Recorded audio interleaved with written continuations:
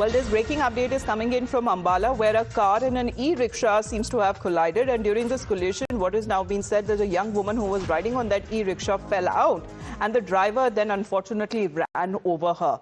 A policeman was said to be driving the vehicle, and according to the people present at the scene, the policeman was driving allegedly under the influence when the accident happened, and however the woman unfortunately died on the spot, and the angry people then seized the policeman and then approached the police, and a huge uproar seems to have broken out at the civil hospital as well, and there was a commotion regarding when it comes to policemen's medical examination.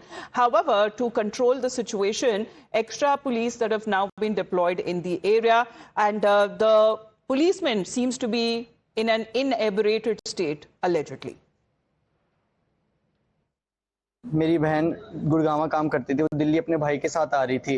उनका ना cantt में accident हो गया था। Police वाले ने ना बैठे हुए रिक्शे को टक्कर मार दी, फिर उनके ऊपर गाड़ी चढ़ा दी, जिनके करके उनकी वो अब एक्सपायर हो चुके हैं। नाम उनका निकिता बजाज है, उम्र 24।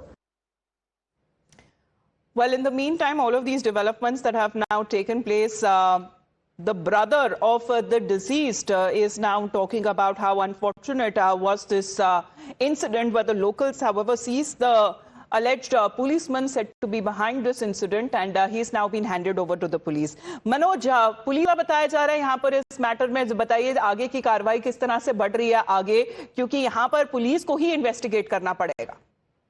जी बिल्कुल, देखिए जो मृतका है उसके परिजन ये कह रहे हैं कि जिस तरीके से घटना हुई है और एक पुलिसकर्मी जो कि नशे में धुत था जिस वक्त लोगों ने उसको पकड़ा, उसने इस घटना को अंजाम दिया, तो उसके खिलाफ सख्त एक्शन लिया जाना चाहिए। और जैसे ही घटना ये घटी, उसके बाद वहां पर जो लोग मौजूद थे उन्होंने ही उस पुलिसकर्मी को पकड़कर, जो चालक था जो गाड़ी चला रहा था उस वक्त, उसको पुलिस के हवाले कर दिया था। लेकिन इसके बाद हम देख रहे हैं कि सिविल हॉस्पिटल में भी बहुत हंगामा हुआ, बहुत ज्यादा गुस्से में न सिर्फ परिजन है बल्कि स्थानीय लोग भी काफी गुस्से में दिखाई दे रहे हैं। तो फिलहाल मांग यही है कि सख्त एक्शन पुलिस कर्मी के खिलाफ लिया जाए। जी, तो कोई कार्रवाई अभी की गई है पुलिस की तरफ से मनोज?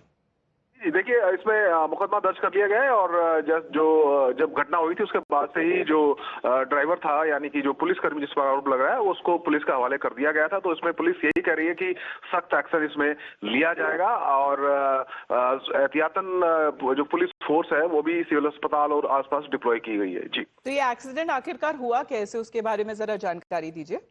देखिए, ई रिक्शा में बताया जा रहा है कि जो निकिता है ये ई रिक्शा में बैठी थी और पीछे से गाड़ी ने उसको हिट किया। टक्कर इतनी जोरदार थी कि जो निकिता है वो ई रिक्शा से नीचे गिर गई और उसके बाद गाड़ी चालक ने उसके ऊपर गाड़ी चढ़ा दी, जिसके चलते मौके पर ही उसकी मौत हो गई थी। और वहीं पर लोगों ने गाड़ी चालक को पकड़ भी लिया था और उसको पुलिस के हवाले भी कर दिया, लेकिन निकिता को बचाया नहीं जा सका। उसे अस्पताल ले जाया गया जहां उसकी मौत हो गई, उसको मृत घोषित कर दिया गया था। जी, All right. Well, unfortunate there as far as when it comes to these developments that are now being reported from Ambala in Haryana. However, it is said to be a police official allegedly coming that was said to be allegedly in an inebriated state that was behind this incident. However, the family of the victim of the deceased have now been claiming and also now been saying that they want a free and fair investigation. Manoj, आपका बहुत-बहुत धन्यवाद फिलहाल हमारे साथ जुड़ने के लिए. Let's in the meantime talk about what's happening